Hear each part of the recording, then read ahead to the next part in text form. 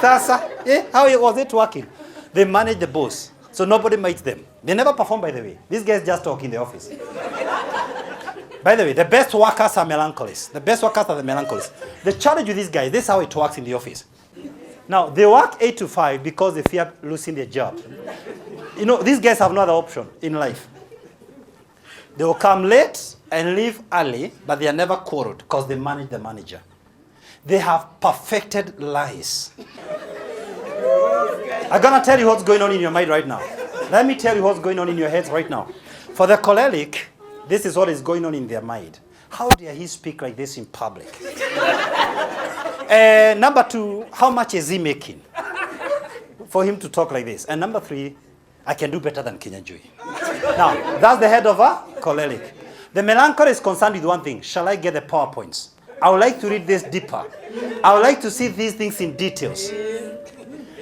What is going on in the mind of the sanguine? If there is fun, we can continue up to midnight. Forget about the notes. If there is some fun, leave the rest. If I can laugh, it was all my money.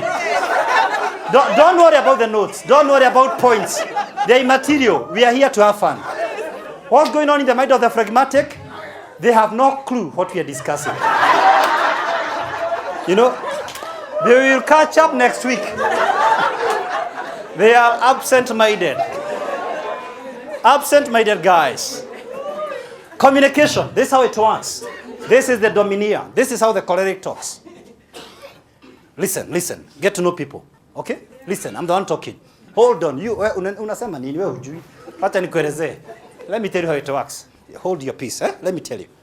The melancholy, the perfect listener. They listen in details. The only problem is that you never give your points because of interference from them. And with all due respect to the ladies and the gentlemen who is here, you have the least points. Although you talk a lot. If you try to analyze the points, they are not there. But you keep the crowd because of fun and gestures and shouting. And you are the worst listeners, in case you ever listen. And you listen with only one objective, to reply. And you finish every sentence. There's a challenge with these people. You can talk for a whole hour, and then they tell you, okay. Okay. You wonder what you're doing. For example, let's say this. Do we have bankers in the house? Any banker? We have a banker there. We have a banker there. Let me give an example. We have a banker there. All right. So a colleague comes in the hall. And this is a customer. I'm talking now to the bankers. This could work for insurance. This could work for any other. Now, a colleague wants to know the bottom line. I just want to know what is the rate. Just tell me the interest. Let's stop these stories. I know bankers can be very tricky. Just let me know the bottom line. I'm not asking what is written on the paper. Tell me the truth. I'm making a decision right now. I want to know the truth and nothing but the truth. For the melancholy, bring all the brochures, all the notes, put them there, and be sure you are on that desk on time. They believe in time and they want all the information. All the information. Remember, the sanguine will make promises but will not keep any. Nitafungua hata hiyo ya watoto. Hata hiyo ingine. Fungua hata hiyo. In fact, hata nitakuletea watu watatu. The moment you annoy the sanguine, the bank will close. Because they will shout at the banking hall, hii bank inakula pesa watu. Okay? They will shout there and then. The phlegmatic, if you talk too much, you're wasting time. Because they just say, okay. But when they tell you they're opening that account, they will open the account. You can bank their word. The only person who is tricky with promises is this person. So let me say this. Compliment them. Compliment them as much as you can. Do not compliment them unless you are very sure you're close. Salome. If I compliment Salome and I don't know her so closely, this is what goes on in the mind of a melancholy. I wonder what else Kenyanju is thinking about. Are they straight by December? Where shall we be with this guy? But if you don't compliment a sanguine, they get very upset. In fact, as I speak with you right now, someone here is praying that after the end of this meeting, they'll be given a chance to give a vote of thanks. and let me tell you, the best person to give a vote of thanks is always a sanguine, because they will say what they did not even hear. If I want to be disappointed, is to give a phlegmatic a chance to conclude the meeting. Because they will, how was the meeting today? It was okay. The phlegmatic is done. The meeting was? It was okay. And they're done. Can you pick another area? But because you're getting tired, I'll address you as you see. Just sit. Thank you.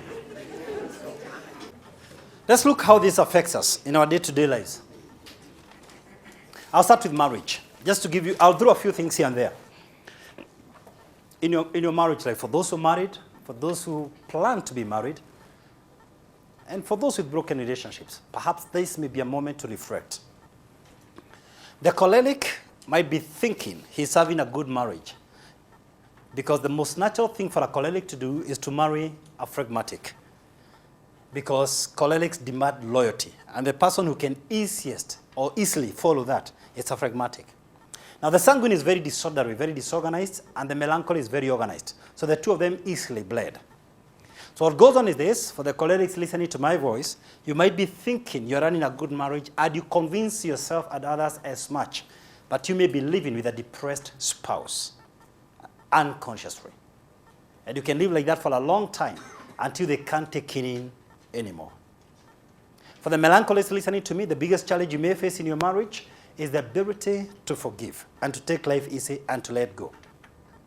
You see, for example, in holidays, the choleric is a deliberate planner. But the melancholic schedules, they want to know, are we breaking off on 12th in December? Are we going by air to Malidi or by road or by train? How are we going? Have you already paid? If you have a melancholic child, before you announce the holiday, make sure you're in control of all the variables, because they're not going to take any other statement you make. They'll blood you a liar. Now, for the sanguine, the greatest challenge you have is being suspected of moving out. You may not be doing it at all, but you can easily be suspected. So what do? Update your spouse on your schedules. Let them know in details what you're doing, and don't keep your phone as a secret. You know, because you may not be meaning anything. And for the phlegmatic, you easily think other people literally are doing the wrong thing. You're suspicious of other people, and you tend to judge yourself very highly. A righteous attitude. And the challenge I'm giving here today is for you to be able to help the other person and support them, because you can be a little bit unsupportive. It's very natural for the phlegmatic. They're very good in following, but they will not easily volunteer. In respect to our parenting, realize that our children are also in different temperaments. For example, let me just do this. I'll start with a choleric child, and let me see whether there's any child I'm describing presented by a parent here. Is there anyone listening to my voice? You have a son or a daughter? Maybe they're 4, or when they were 4. Let's talk about below the age of 10, and especially below the age of 6. You told this boy or this girl, hey, take care. Maybe there was a small pool of water. You can drown in this pool of water, and then they question you. Dad, how do you know? How do you know I can drown? A very argumentative child, whatever you tell them, they ask you, well, how do you know? Oh, who has such a child? All right, interesting. And these kids, both in school and at home, usually are mistaken to be disobedient and to be indisciplined. Few parents and teachers recognize this as a personality type. Let me describe the sanguine child. How many here, perhaps when you're preparing to go to church on Sunday morning, you have this child, especially if it's a girl, who is changing clothes like 10 times before they decide what to wear? All right, okay, let me continue with that. This child seems to know everyone in the estate. They know who, the car number, and they come home very late. And when they're taking dinner, they can hardly wait to swallow some food. There's an interesting story. You know, they are talking with food in the mouth. They know everybody in the estate. They know the car number plates. They know who is who. You don't even know the guys in the estate, but they know them. And they are very high on color. Who has such a child? A nephew? Anyone else? Okay. Who is listening to me here? And this child will keep their toys. I'm talking about little children before we come to teenagers. They will arrange them in such a manner they don't want anyone to interfere. They almost write a note on their door. Knock before you get in. Who has such a child? Right. Interesting. Who has this child? No matter what you suggest, you want to take them out for cricket, say for swimming, you have good ideas for this child, but they are never excited with anything. After you say all the things, you are saying, okay. And they don't make stay in the house alone anyway. Who has such a kid? But now he's big, yeah? He's never excited by anything. So these things happen. And is it true sometimes we mistake these kids for being undisciplined and unruly? In sales and marketing, if you master one single temperament, chances are you'll only close 25% of your sales. You'll lose out on 75%. So you do not have a chance, whether you're in sales, marketing, or in business, to only understand one temperament. You'll get that client who shouts and screams at you, but they don't mean anything. They don't mean anything. And then you'll meet another one who is very dull. You'll meet another one who likes a lot of patience. And you have to explain in details what you're doing. And there's a melancholic person. And you have to do it. Otherwise, you lose out on the sale. Wow, interesting. Now, I want to call two people here. I'll call ladies. Let me call these two ladies. The two of you. Just come. Carol? Okay, we have Carol and Melanie. Talk to me now. What shall we do to Carol to be Melanie's height?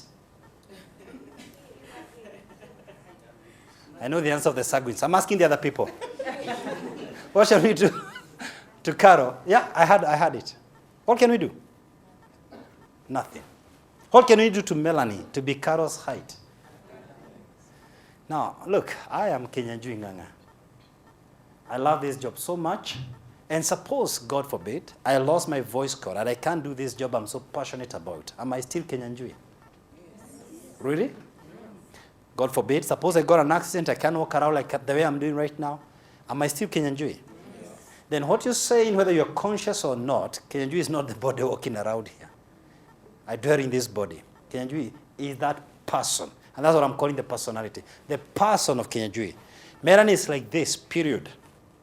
And this is Carol. And that's how the designer designed them. I'll pick an example with the former prime minister, and I'll compare him with Kibaki. There's no one on this planet who can say that President Kibaki was not a very achieved person. To be a president of a country is not mean achievement. It's a desire of millions of people. But you'll agree with me, even in that high office, he came out very strongly to Kenyans and people around the world as the reluctant leader who would watch the stage, as the withdrawn person. And so was George Bush in the US. Why? Here are two very achieved people, but you still see a phlegmatic. President Obama, just like Raila, is a proper choleric. And you still see it, despite reaching the top of his career. So whether you are 10 or 15 or 60, you don't change your personality. Let me explain this. If I'm going to shape a statue, and I pick different materials, clay, marble, maybe diamond, soil, different soils, I can end up with the same shape, but the materials are different. And there's nothing I'll do to change the form, what I'm calling the material. The only thing I can do, I can shape them to look better, to be more appealing. So we can shape our personalities, but we can't change the fundamental form. And that's the person you are. That's what gives you your personality, the person we call Betty. That's why it doesn't matter whether you're yellow, black, whether you're Indian, Kenyan, irrespective of tribe or race, irrespective of education, you find a melancholic house girl, a melancholic professor, a choleric watchman, a choleric politician, because you don't change that form from the designer. Our achievements as human beings have so much to do with other explanations. Our environment, our exposure, our hard work, many other forms, but you don't change your original form. So you can't change your personality. That's the first thing I want us to note. But you can work on it. You can improve on your weaknesses. Having said that, you also can't change the personality of the other person. So if you got into that marriage hoping to change your partner, you got it wrong. You can help them improve. They're melancholic, period. That's the original form from the maker. But you can help them improve in terms of overcoming grudges. They can come to a seminar like this where there are some awareness created. So that's the way they were designed. Now, you may sit. Thank you very much. The second point I want us to note, there is not a single pure personality. We do not have a single pure personality. You realize that the majority of the people, they have a major personality and a minor personality. For instance, Martin could be 40% choleric, 30% sanguine, 20% phlegmatic, 30% phlegmatic. We call him a choleric because he's 40% choleric. Then the number 2, which is 30%, then he will be called male. If he's choleric, melancholy. There's a temperament that comes close to the first one, but you have all 4 in different percentages. But one tends to betray you than the other. However, in some personalities, it is very clear than others. There are people here, where you are standing, chances are you are now questioning whether you belong there. But the other people, it is extremely obvious. Even among the sanguines. There are sanguines who it's not very obvious, but the others extremely obvious. Anyone in that office knows this is a real sanguine. This is a real sanguine. So it's not in its pure form. Now, the idea behind this exercise is for you to